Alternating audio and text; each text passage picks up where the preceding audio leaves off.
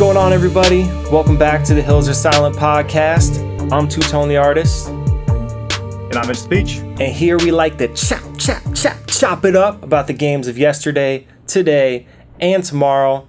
Apologize we were out last week, but hey man, life happens. We're back. We've been playing games, ready to jam.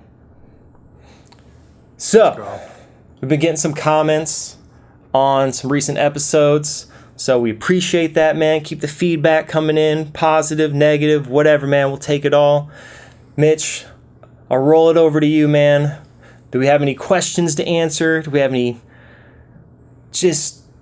what do we got going on, man? What have people been saying to us? Yeah, got some good stuff. Couple of my buddies writing in, and appreciate you guys. I know some of you have been writing in a lot of these episodes, so we kind of want to find an outlet to appreciate that and show everybody else that's listening. But first one is from my buddy Typo. Shout out to Typo. Actually, today is his birthday, so happy birthday, Typo. Happy birthday, Typo. It will not be your birthday when you're listening to this, but just know that we're still thinking of you. Happy belated birthday. Yes. So he told us this is under 2 episodes ago when we were talking about me getting that new tablet that I got. He goes, "Congrats on joining the official ROG Army, Mitch." And I feel you on the whole owning a tablet topic, Mike. I've yet to own one myself. However, I'm expecting that to come to an end one of these days, as that flow looks pretty sick. Yep. And you are now in the ROG Army, but got to rank up, man.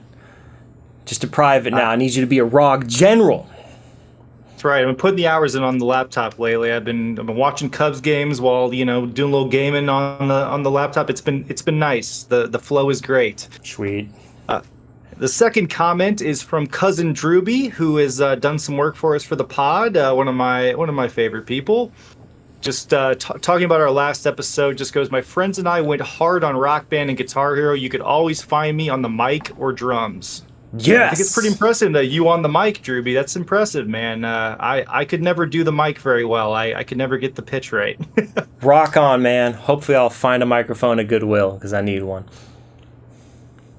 That's all the comments we have, but everybody feel free, send them in, whether it's on our YouTube, our Spotify, our Apple Podcasts. I can find them wherever you put them, or our email inbox, as we tell you at the end. We'll start highlighting these as they come through, because we really appreciate you guys for listening and commenting. Yeah, absolutely. Thanks everybody for sending us that feedback and those comments. So back to gaming, what we've been jamming on lately. Mitch, it looks like you got a new game you've been playing. I maybe have heard of this game in passing, but I don't think I'm too familiar with it. So I'm looking forward to hearing what you have to say about this one. What you've been playing? Yeah, I'm excited to talk about this one. I'm glad we had the week off last week, because this one is actually a really long one, and I needed to sink some hours in to get the full picture of what I'm going to talk about. And this is Marvel's Midnight Suns, which is a tactical role-playing game developed by Firaxis Games and published by 2K. Whenever I see 2K, I always think of the basketball game, but no, 2K does publish a lot of other stuff. But yeah, Firaxis Games does it makes sense, because this is a tactical role-playing game, and Firaxis Games is very well known for developing a lot of the Civilization games, as well as XCOM, which one of my favorite tactical role-playing games is the original XCOM, and XCOM 2 is great too. So in Marvel's Midnight Suns, it's a huge Marvel property, obviously. Players take on the role as the Hunter. You play you create a customized character at the beginning, pretty loose customization, not a lot of options at the beginning.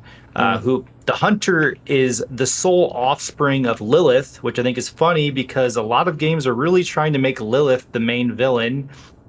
Diablo 4, talking to you. Lilith is obviously the main villain in Diablo 4. As they lead a selection of heroes in various missions to defeat her. So the combat for this it's very similar to those XCOM series, but it also mixes deck building similar to something like a Slay the Spire. So it's ordering your heroes around on a map and using cards to defeat all the enemies in a certain level or map or part of the story. So that's essentially the main gameplay. So it has all the Marvel characters that you can imagine. It has way more than I thought. The cover of the game only showed like 4 people, so I thought it was just like the Midnight Suns themselves, but no, they've spanned like multiple properties, like the Midnight Suns, X-Men, Avengers, you name it. They've got anywhere from Captain America, all the way to Wolverine, to Ghost Rider, to I think they have even DLC with Deadpool and Storm. Like, they have a lot of Marvel characters, and this is just super impressive because like it must have taken a ton of work because. So this is a turn-based combat type game with deck building, but each specific Marvel hero has their own deck of cards that are specific to them. So they had to think of like different strategies for each one of these Marvel characters and how to create a synergy with the deck that they have so you could bring them into missions and use them. But they also have synergies with other Marvel heroes, so you can mix and match like during your turn you can mix a Wolverine ability, and if you're doing something with Wolverine that really could work well with Iron Man, like you can mix and match kind of like with that. So there was a lot of work done, I feel like, with this game, and I'm not surprised with Firaxis games. They do a good job. I think this game did really flow under the radar. I know you said you loosely heard of it. I got it during that the GameFly pre-played blowout sale that they had, and I think I only got it for like $15 or something. It came out in December of 2022, so it's not that old of a game. So where'd you say you got it from? GameFly? GameFly. Okay, so you actually picked up a physical copy of it? I did, yes. For the great thing Xbox, about GameFly too. For Xbox Series X? Xbox Series X, okay. Yes. Cool thing about GameFly is whenever you buy a pre-played game from them, they give you all of the inserts that come with the game. So it's not like you're getting like something from when GameStop gives you not even the correct case or no manual in it or nothing. When you get it from GameFly, they give you the whole thing. Even the deals, like the extra content code in the box, worked just fine. That's so awesome. I thought that was pretty cool.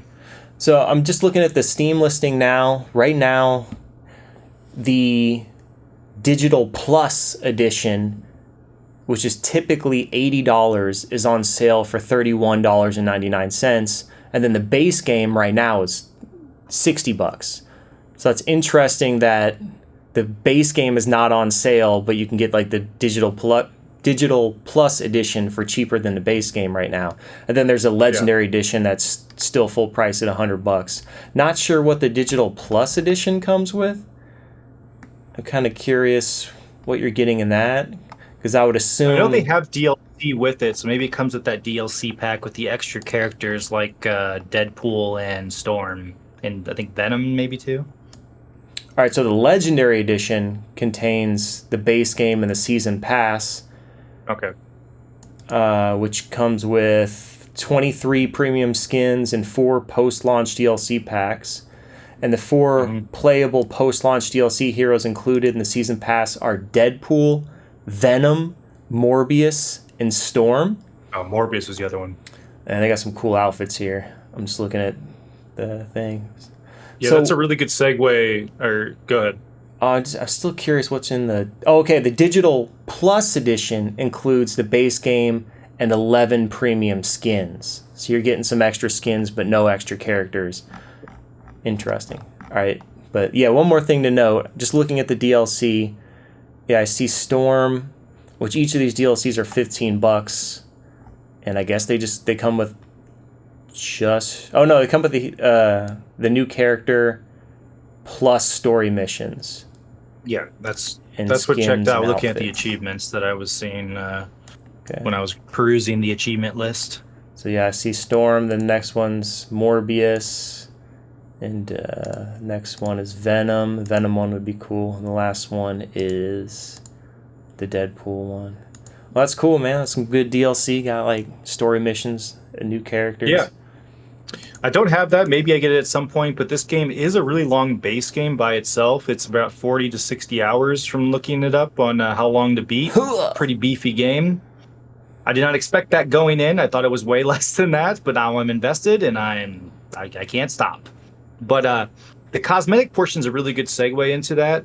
So between combat missions, you basically go into all the Marvel characters are in this mansion / property called the Abbey.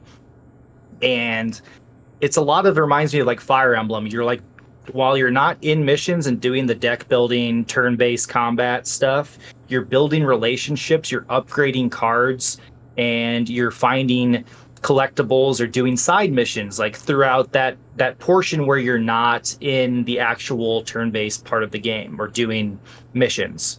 So I see this was made by the people who made the more recent XCOM games.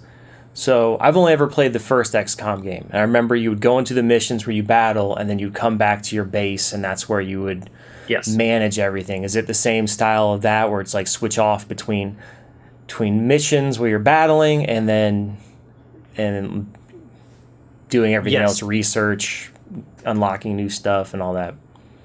Yeah, there's different areas throughout the Abbey where you are doing different management things, but you're always controlling your character during that time and just running about the property. So you'll see, like, for instance, you'll get certain things to upgrade cards at the end of mission, and you'll go to either like Iron Man or Doctor Strange, and they'll like do their magic, and they'll be like, oh, look, I got you new cards, or I got you some upgrades, or whatever. And, you do like different research through them in certain areas.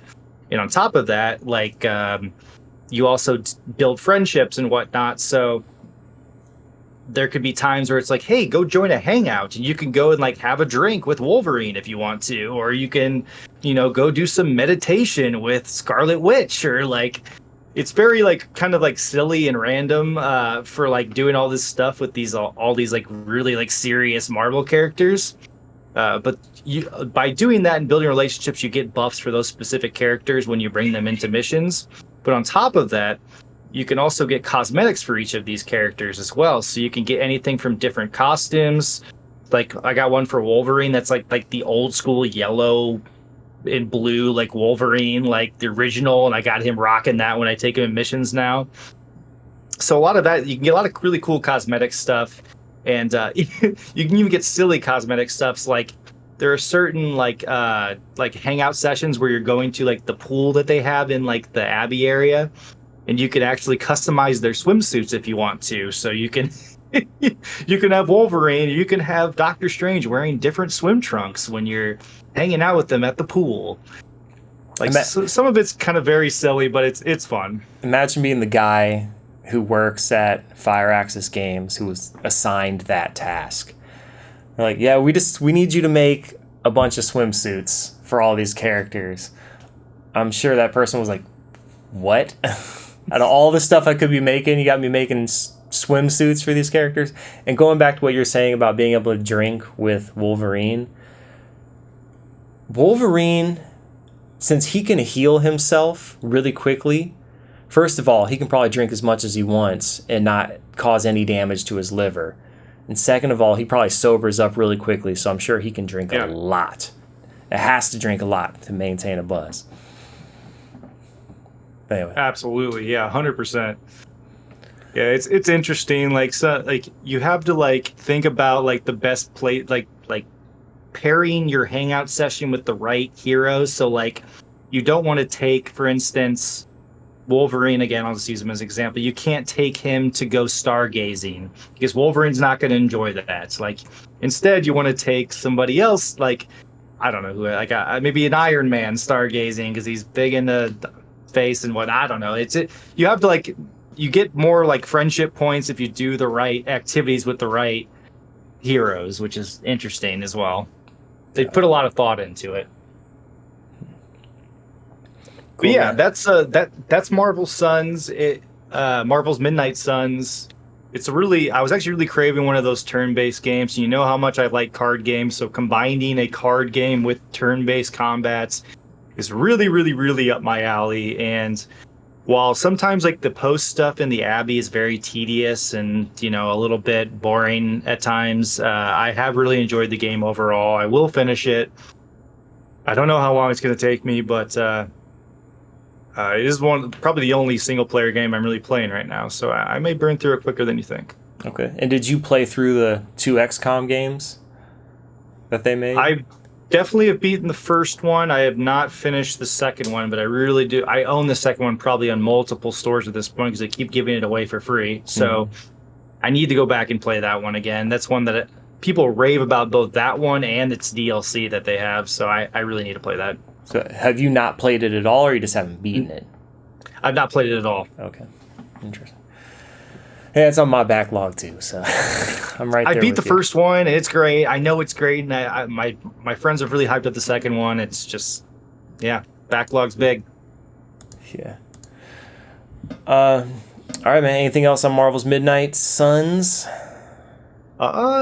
No, I'm just really surprised by how many heroes they got into this game. I feel like Marvel's always a stickler with their property, but they crammed in, it seems like, majority of the Marvel characters in here. Even the Hulk is like he's a bad person. He's controlled by Lilith in this game, so he is like actually like not on your team, but he's a villain in this, which is pretty crazy. They even have a lot of other villains, like Venom is very big as a villain in the game, and then like Crossbones and a lot of other cool properties, Sabretooth. So yeah, they put a lot of effort into this. I think this game deserves a lot more praise. No.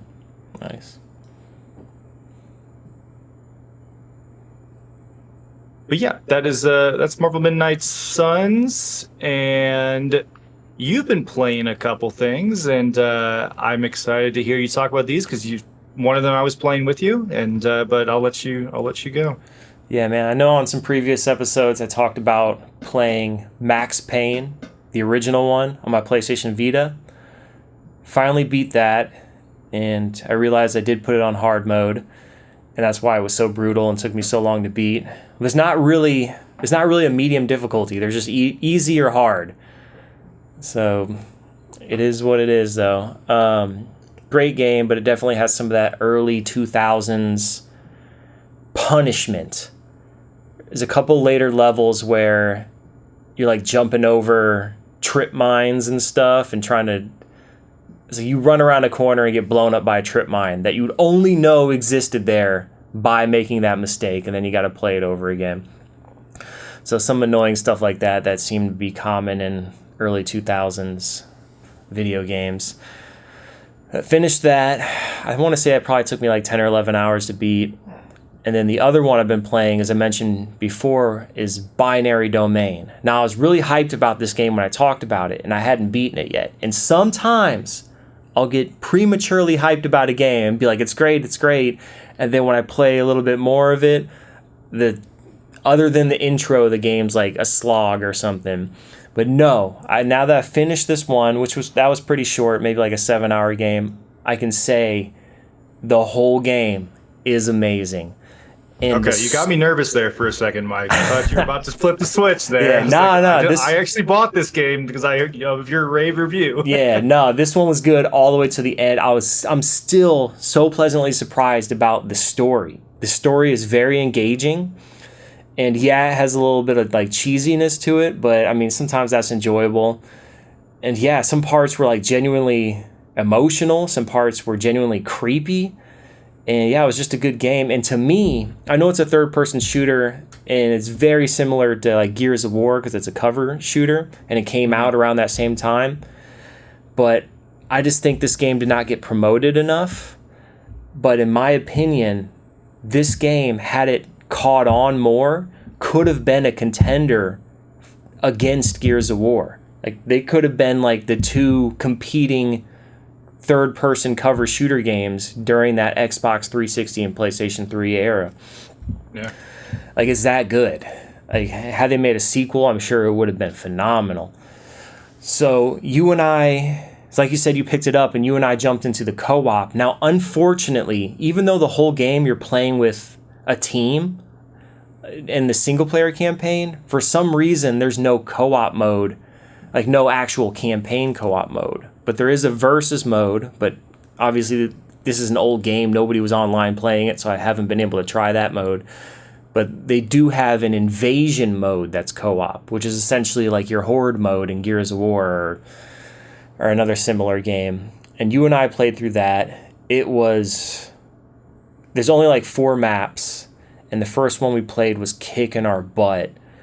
That was difficult, and plus we were just kind of getting used to it. Like after every so many rounds, they introduce new enemy types, and then it keeps getting harder and harder and harder. And they definitely crank up the difficulty because those enemies are not that hard in a single player campaign. So it would have been nice having a full squad of 4, but you and I, we stuck it through. And on the second level we played, the first level was like a big outdoor level, but on the second level was like more indoor and more tight, like hallways. Dude, I kept dying, and you were like pulling Hail Marys, man, just freaking. I would die like right at the beginning of the round, and then Mitch would just, I'd be like, oh man, you're on your own, man, I got no more revives, and you would just you were carrying the team, man. You just go through and it was just slaughtering.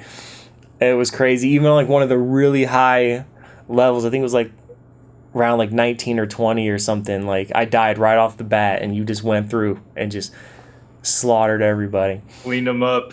And the best part of that, I was pretty hungover during that time we were playing the game. So by the end of it, I was like, do I really want to clutch this? I'm feeling terrible right now, but I'm like, I can't. I have to clutch this.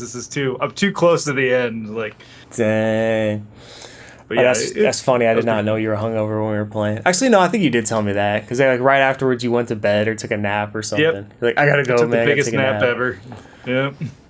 But yeah, that was pretty cool. Yeah, I think that's really all I have to say about Binary Domain. If you're looking for a good old school third-person shooter, cover-based third-person shooter, like it's great. It's like I mentioned on a previous episode, it's made by the team that makes the Yakuza games, also known as the Like a Dragon games, which is unexpected because it's a total change of pace for them. It's just like you look at their game release history, and it's like all Yakuza games or Like a Dragon games, whatever you want to call it, and then just out of nowhere it's Binary Domain, and that's right back to Like a Dragon games. So they took a small hiatus to try something different.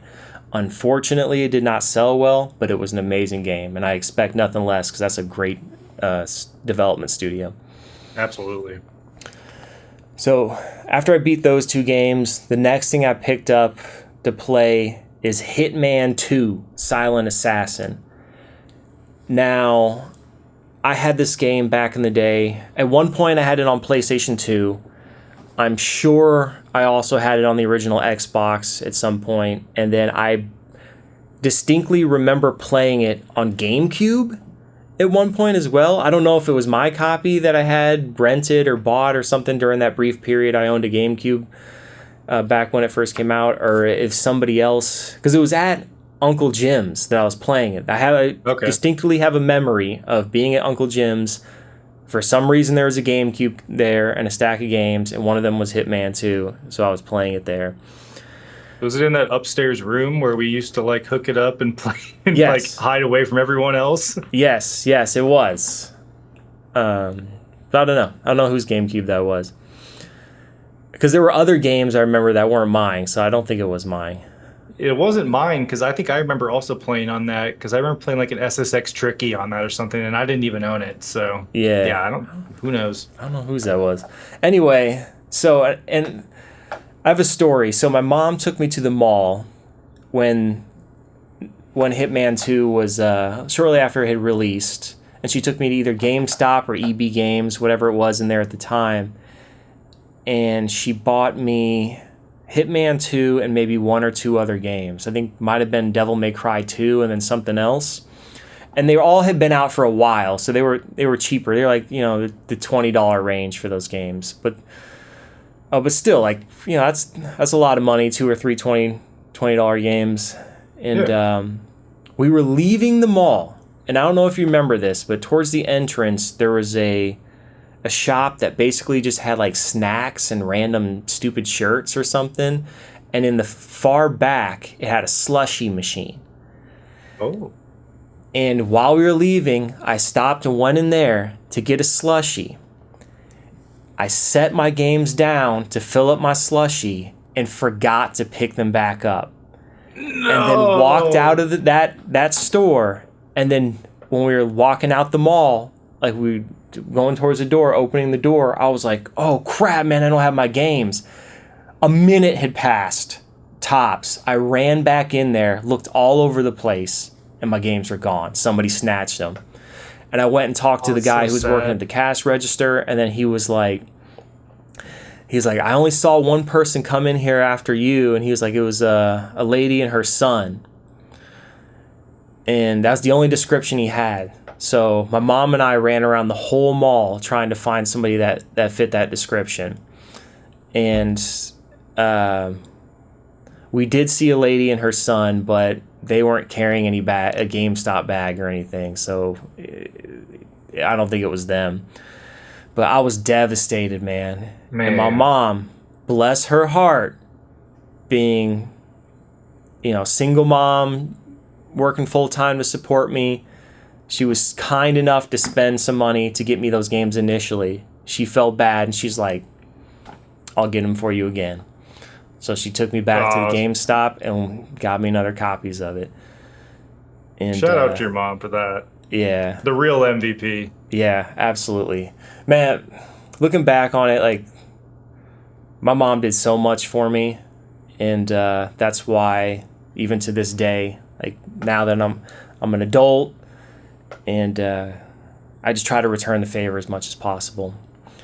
Like, recently, so from my mom's, I think it was, from mom's birthday, I got her tickets to see Disturbed and Breaking Benjamin in concert. And the show was last week. So we went to see that concert.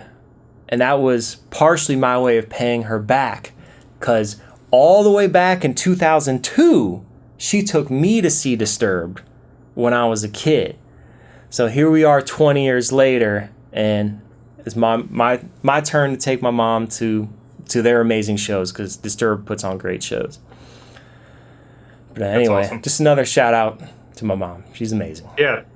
Same with my mom, though. She single mom for a long time till she got remarried, and she didn't want to buy me games because, as we've talked about, she rather had me when I was a kid doing other things, but she understood my love for them. So she was always, if I told her I really wanted that new backyard baseball game, she would always take me to go get the backyard baseball game, and I could play. You had all the backyard sports games. I'd never even heard of that series, but I'd go over to your house. You like backyard baseball, soccer, football, basketball. Yep, yeah, you had all them all, man. Were those on console or were those on PC? So they went to console at one point in time, but they originated on PC, and I was playing them just like on like those jank old PCs from back in the day. The one like the tan like screens on them, and like like just the really clunky ones and the clunky monitors. Yeah. Anyway, okay. So back to Hitman 2. So I played it back in the day on PlayStation 2, played it on Xbox, and at one point, Hitman 2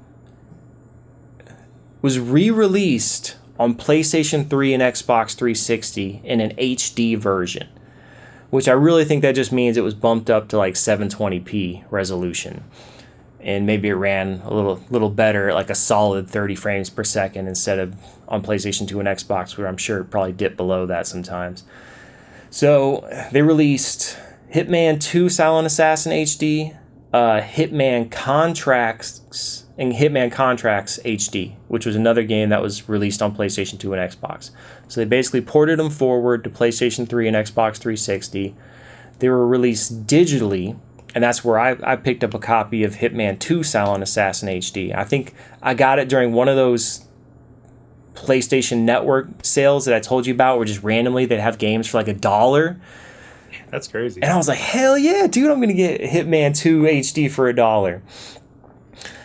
So it's just been sitting on my PlayStation 3 for a long time, downloaded, and I'm finally getting around to playing it. And I would say I've played Hitman 2 on the old consoles, PlayStation 3 and PC. It's great on PC, but it has no controller support.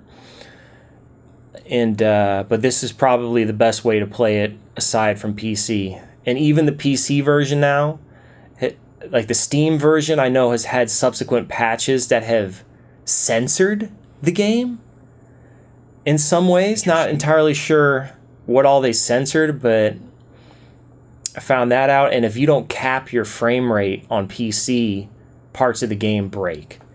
So even though the PC game is a good version to play, there is some work and some compromise. I think the GOG.com, the Good Old Games version, is the uncensored version. So I think if you're going to get it on PC today, that would be the one to go for instead of the Steam one. But anyway, it's kind of disappointing. So just for ease of playability, I definitely think that this PlayStation 3 or 360 version is the better way to go. So now I'm playing through this. It plays great. I also want to play the Hitman Contracts HD version.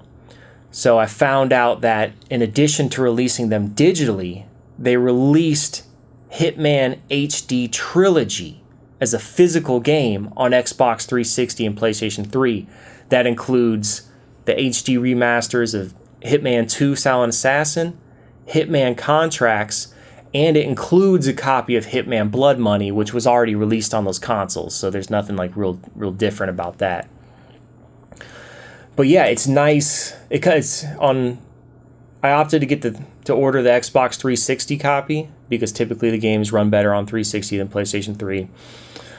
Although how hard is it to run these older games? I think I'm sure it runs fine on PlayStation 3, but I usually lean more towards the 360 version. So I managed to pick up a physical copy of it. It's usually 2 discs. The first disc having Hitman 2 Silent Assassin and Contracts on it, and then the second disc is Blood Money. But I managed to find a cheaper eBay listing that was like only has disc 1.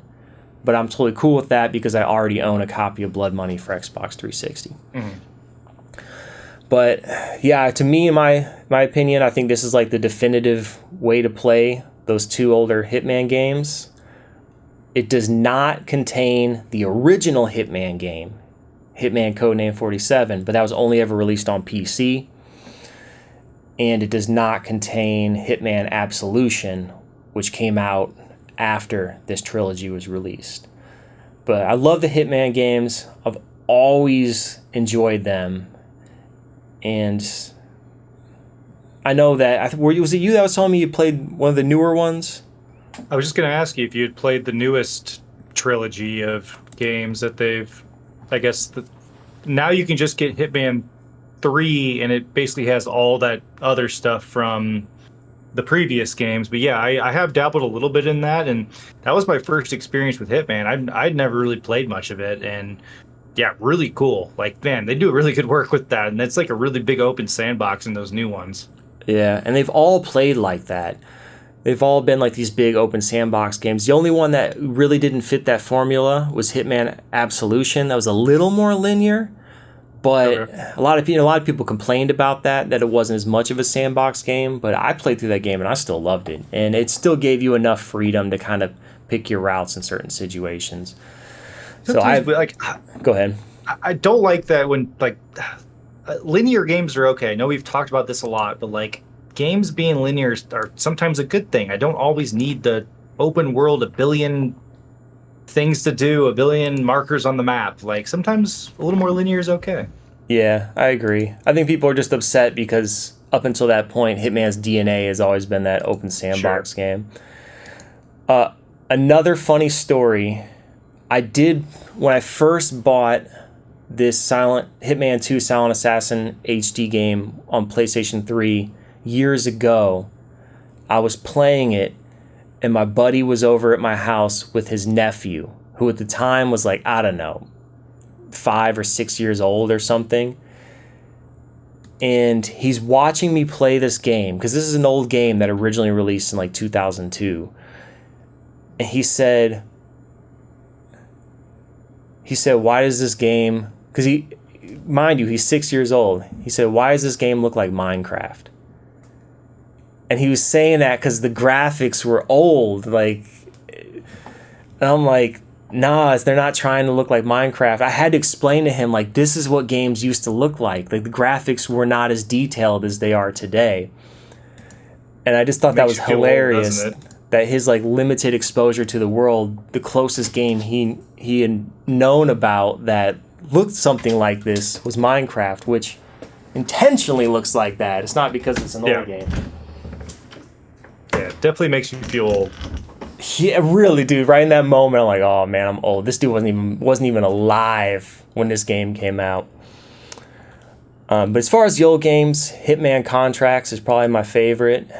So I am looking forward to when that copy comes in from eBay and I can play the HD version of that after Hitman Silent Assassin 2. I did play the first game in the series, in the newer series, like the newer trilogy. And yeah, I heard about what you mentioned, how if you get the third one now, it basically comes with all three games, which is freaking awesome. Yeah. So yeah, if you didn't pick up the trilogy, now is the time to do it. Yeah, and if you have Game Pass, that's how I'm playing it. Hitman 3's on Game Pass, which just gives me the whole thing. Oh, nice. I didn't know it was on Game Pass. Yep. Yeah, and I heard there's a VR mode, which I'd love to try sometime for Hitman 3. That does sound cool. Anyway, that's what I've been playing lately, and it's the game I picked up lately. Typically with me, if I get a digital copy and I love the game enough, I want to go out and get the physical copy. And sounds like you picked up something as well. What did you get recently? I did. I'll go quick because I know we still have another topic to talk about. But I picked up a game off Amazon. I've been really adding to the Switch collection lately, and Nice. if I find a cheap Switch game, I'm going for it because I never know if it's going to be that cheap again. So I picked up a game called Fire Emblem Warriors, and then is the Three Hopes version of it because there is a original Fire Emblem Warriors that was on. It may have been on Switch as well, but so Fire Emblem's Three Hopes is actually in the same universe as Fire Emblem Three Houses, which I have beaten, and that is more of the traditional Fire Emblem style of turn-based combat. And then obviously going back and doing the stuff outside of combat as far as building relationships and managing and all that good Fire Emblem stuff. Fire Emblem Warriors, which they've actually done the Warriors property or the Warriors style with other properties, but it operates kind of like a Dynasty Warriors essentially in the Fire Emblem world. I was going to say that just looking at the video, I was like, why does this look like Dynasty Warriors? Yeah, and they've actually done this with the Zelda property as well. I believe it is called... Oh my gosh, the name is escaping me what they called it. But yeah, they called the Zelda version Hyrule Warriors, and it is the exact same concept of using a property with Dynasty Warriors and doing that sort of style of game. So they're doing it with Fire Emblem, with Fire Emblem Warriors 3 Hopes. I picked it up because I've beaten the original, which is Fire Emblem Three Houses, and it kind of continues the story that I did really enjoy the story of Three Houses. So it's kind of cool. You get a little extra content by playing it through this game as well. Yeah, but you said Houses was not in the style of Dynasty. No, Warriors. Houses is the traditional Fire Emblem style of turn-based combat. Okay. Not in any way Dynasty Warriors related. Okay. I do like that a lot of these games have these spin-offs that are more action RPG than turn-based RPG. Because even Persona 5 with Persona 5 Strikers, that was a continuation of the story and a well-done story, but it's not turn-based. So it basically caters to people who have different interests in the gameplay. Exactly. Yeah, I picked this one up for $20 on Amazon. Retailing right now on the Switch store at $60. So I said, hey, why not? I had another Amazon purchase I needed to make, so I just kind of paired it with that. So yeah, that's excited to try that one eventually. I may play it after the game I'm playing on Switch now. So yeah. Yeah, I know they've also done. So is this made by the people who made Dynasty Warriors? Because I know sometimes these spin-off games are even developed by the studio. Let's find out. I know, because there's Dynasty Warriors, there's, like you said, Hyrule Warriors, there's Gundam-themed games like that in the Warriors series. So looking at, I'm already on the Hyrule Warriors one, and that is by Omega Force, who does do Dynasty Warriors games. but they also are. It was also developed by Team Ninja, who does the Ninja Gaiden, Dead or Alive, and Neo, which I think is kind of cool that they both worked on that one. Let's look at.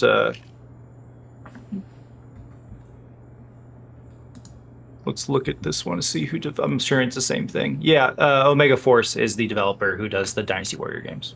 So they did this one too? Yep. All right, what year was this one released? This one was released in 2019. Okay. And it's a successor to They had Fire Emblem Warriors as well, one previous, and that was developed by also Omega Force with the help of Team Ninja. Okay. And that one was on Wii U. Nice. Cool, Yeah, man. Another really, good pickup. The Switch is definitely great to collect on. I mean, there's so many great physical games released on the Switch. Only downside being games are typically expensive. And also, I'm just not a huge fan of their little cartridges. I'm just not, thankfully I have a case that I can actually that has pockets where I can store them in, but I always am kind of nervous with having a little bitty cartridge. Yeah, I imagine all the little kids that their parents have bought them Switches probably lose those games all the time. Yeah, same thing with with my Game Boy that I had when I was growing up. I am so shocked I didn't lose some of those Game Boy or Game Boy Advance games that were even thinner than the original Game Boy games. Thankfully my parents they probably got me a good case where I could keep them all and told me if you lose it, you're not getting another one. Cool, man. Anything else on Fire Emblem Warriors 3 Hopes? Nope. I'm excited to play it. I'm not buying any more games for a while, though. Okay. That's what I said, and then I got that Hitman game, so...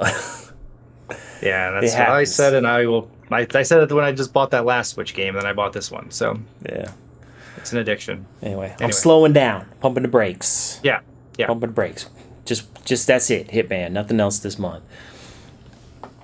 All right, well, and to let you know how good I've been about not picking up games, I just recently went to the Southern Fried Gaming Expo, which is a yearly convention here in Atlanta, and it covers both board games and video games.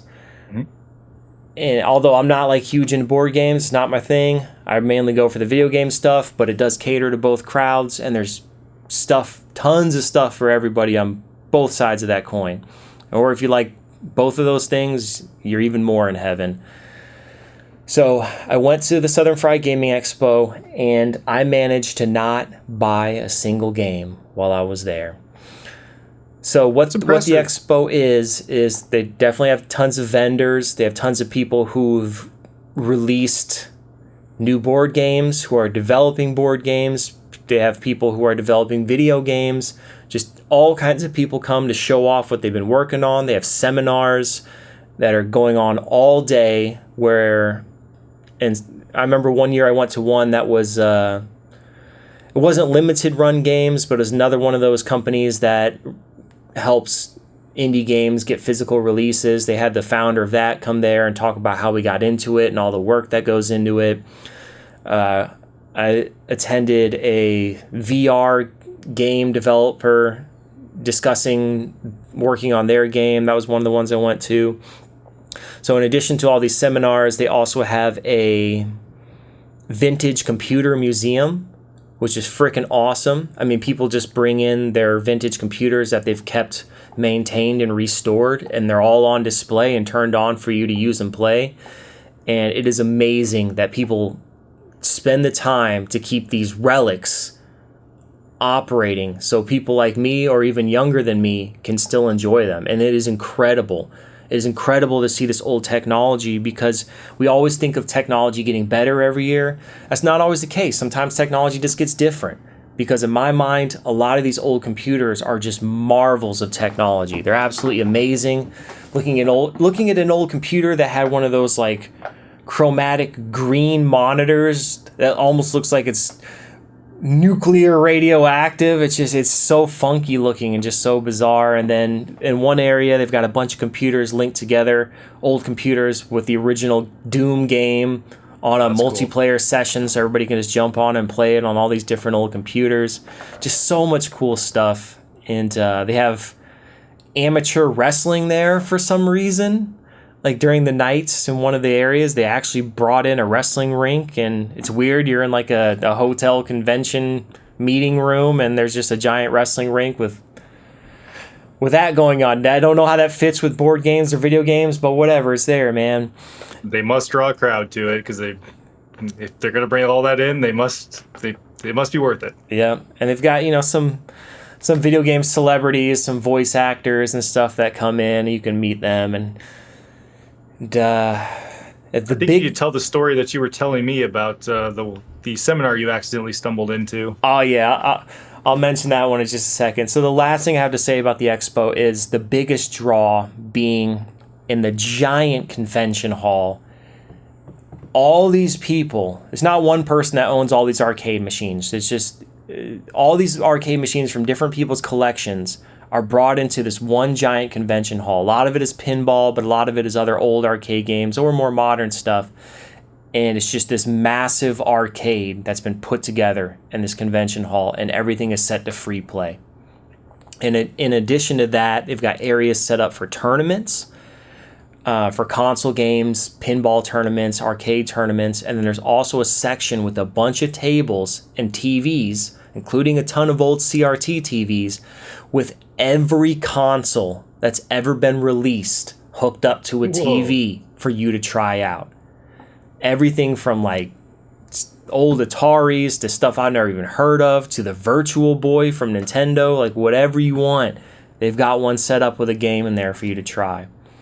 I'm gonna need to plan a visit next year to come go with you to this, man. Sounds yeah, cool. man. Yeah, that would be a perfect time for you to visit. So yeah, it's every year in wait, what month are we in? July. Well, we're in August, but I went the end of last month. Mm-hmm. Anyway, the story you're talking about, yes, as I mentioned, I'm not into board games, and I accidentally went to one of the seminars for board game stuff. The title was misleading. It was like multiplayer in the game world or something, or online multiplayer in the game world. And the way they worded it, I thought it was going to be a developer talking about how online multiplayer works. Mm-hmm. But what they meant was online. What they meant was people connecting online, like a Zoom meeting, to play board games together. And I walked in there and I realized, I'm like, oh, this is not for me, man. This is not what I thought it was. So I casually tried to dip out the door because I'm like, these seminars are all an hour apiece. And I'm like, I got limited time today. I'm not going to sit in this seminar I don't want to be in for an hour. So I tried to slip out casually. And while I was doing that, one of the guys who was doing the seminar made a big scene about it. Like I was halfway out the door and I heard him while I was walking out. He was like, okay then. Or it's like he made some comment about me just up and leaving. And I'm like, dude, chill, man. You got plenty of other people here. Like, I'm not trying to be rude. It's my bad. I'm not your crowd. Well, right. I mean, people could step out for a variety of reasons, though. Like, somebody could be calling them. They don't want to be, inappropriate and answer the phone during a seminar. Like, there's many reasons why people could be leaving. Like, you don't need to make a scene about it. Exactly. It's not like I stood up and was like, this sucks, and then I walked out. Come on, man. Chill. You should have after his response. Yeah, man. really. Anyway, but yeah, this year I attended 2 seminars.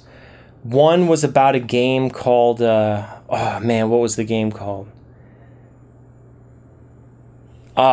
It's horrible. I'm blanking on it. Anyway, it was an old Laserdisc game that was never finished. So it was supposed to be finished and released in the arcades in the 1980s. Mitch, are you familiar with Laserdisc games at all? No, I don't think I am, actually. Okay, are you familiar with FMV games, full motion video games? No, I'm not. All right, so before 3D technology... This is predating me. Yeah, and it's kind of predating me as well, but because I think a lot of it was like the 80s and real early 90s. Okay. But anyway, for a moment in time, the video game industry thought the next, because mind you, this was when regular Nintendo was out, like the original Nintendo, or just 2D consoles, where everything was just 2D. The industry thought that the next big evolution wasn't 3D graphics. They thought it was interactive movies. So these game studios would go and literally record movies with multiple scenes, and then they would compile them into a game where it's almost like a choose your own adventure thing. To where you'd be like, oh, you're stuck in this situation. What do you do? Do you turn left down the hall or do you turn right? And then the user selects their choice, and then a different movie scene will play out depending on what the user chose. So Laserdisc was a disc-based video medium, kind of like DVD, but it was huge. They were like, picture like a CD or DVD the size of a vinyl record, and that was a Laserdisc. And DVD kind of like destroyed Laserdisc. Like it couldn't compete. DVD was way better. But anyway, there would be these arcade machines where they would have a Laserdisc player in it, just like a DVD player. And you know how DVDs have chapters? The technology would literally be the Laserdisc would be linked up to your controller on the arcade, and how the game played was you would click a button and it would skip to whatever chapter would correspond to that button. So like I said earlier, if you got in a situation, do you want to turn left down the hall? Do you want to turn right down the hall? And you clicked left, it would switch to the chapter on the Laserdisc that shows the next video sequence of the left hallway. So anyway, this was an old game that this game designer worked on, and turns out when I figured out who he was, I was a little bit starstruck, because this guy had worked on Rampage, the old arcade machine, and he'd worked on this lesser-known Sega Genesis game called General Chaos that I freaking loved as a kid. So yeah, he's got some great games under his belt. But yeah, he told the story about during the 80s when he was working for Midway Games, that he originally was a film major, and then he just kind of ended up in the video game industry by accident. So during this whole full motion video craze, he was in the perfect position, and he convinced Midway to, I think it was Midway, to... Yeah, Midway did Rampage. Yeah, to fund his Laserdisc game that he wanted to make. And he went in, he put together a script, he had all the sequences planned out for all the different scenarios. And yeah, he made a horror game. He actually was able to rent out an old abandoned insane asylum and film all these scenes in here and make like a horror movie that he was going to have converted into a Laserdisc game. And he finished all the scenes and everything he needed for it, but by the time it came time to finish the game, Midway had kind of jumped off the bandwagon of full motion videos, so they shelved the project. And then here we are decades later with with the amazing Unity engine. He was able to finish the game, and he had it there playable, and he went through it with the audience, and everyone yelled what we should do in each scenario. That's fun. But yeah, it was really cool hearing the background story for that. And so yes, that was one seminar I went to. And speaking of Unity game engine, the other seminar I caught was Intro to Unity, which was put on by an actual employee from Unity that just goes around training people on how to use the game engine. Yeah, that's neat. And that was a pretty awesome one to catch. But yeah, I'd be interested in that one.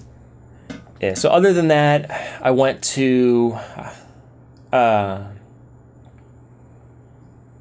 other than those conventions, they had a swap meet area where a bunch of people could set up and sell games. And they also had just regular vendors that were there selling video games. Now, really, a convention is the worst place to buy games because typically you're not going to get a good deal. The prices are going to be kind of high. But yeah, dude, I went through. There's so much cool stuff there. I managed to check it all out and walk out there without buying anything. It's impressive. Not even a Funko Pop. I'm sure there's a bunch of those at those gaming expos. Yeah, not even that. Well, I'm definitely not in. I would have bought like a, but I know lots of people I would have are. bought like a print or something, like maybe like a, were they like good like video game prints of certain properties? Yeah, there actually were. There was all kinds of stuff. There was a lot of really cool just video game swag in general that wasn't just the games themselves.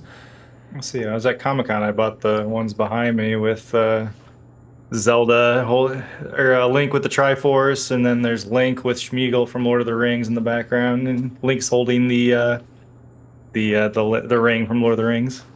That is the weirdest crossover I've ever heard to be made into a poster. It's very. It was too cool, or I guess like just different. I had to get it. Yeah. But anyway, I'll be showing some B-roll on the screen of all the different vendor booths and stuff, and cool. And the arcade. The arcade was epic, and I always pick. So I only went on Sunday. It's typically a multiple day event, and I went on Sunday. I was only planning on being there a couple hours, but ended up staying there until the whole place closed. But I always pick one old arcade game to beat while I'm there. The first year, it was the original House of the Dead. They had a perfect condition House of the Dead 1 arcade game with the original CRTV. It had not been converted to a flat screen. And I sat there, and I hadn't seen that game in decades. And I played through the whole thing. Some little kid jumped in and joined in on the co-op, and together we played through the entire thing, shooting zombies, which I appreciate his parents letting him play House of the Dead 1 at like 7 years old. That's the way to go, man. Anyway, the next 2 years, I've gone 3 years in a row, that arcade machine has not been there. So that's been very disappointing. I would play through that one again. I would play through that one every year if it was there. Mm-hmm. But this year I chose a game called Gun Force, also known as Gun Force Battlefire Engulfed Terror Island. Holy crap. Quite the name. That is a 2D run and gun game that basically is I want to say it's a knockoff of Metal Slug, but for all I know, it came out before Metal Slug. Maybe Metal Slug was a knockoff of it. I don't know, but that's exactly how it played. Does it play like Contra? No, more so Metal Slug than Contra. Okay. Because you can like jump in vehicles and then shoot and then jump out. Which maybe you could do in Contra. I don't know. I haven't played that in so long. But apparently it was released in arcades in 1991. And then there was a Super Nintendo port, which I've never played, released in 1992.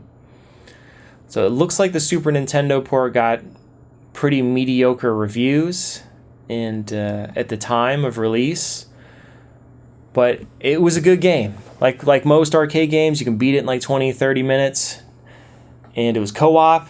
And people were standing, walking by, watching me play it. And I'm like, somebody jump in. Like, everyone's like, no, I'm okay. I'll just watch. I'm like, dude, why would you not play? You're at an arcade. It's a co-op game. You're watching me play it. There's an opening. I'm telling you, like, you can join. You're not going to impede on my game. Like, let's do this. But I beat it, and I'll have to say, like,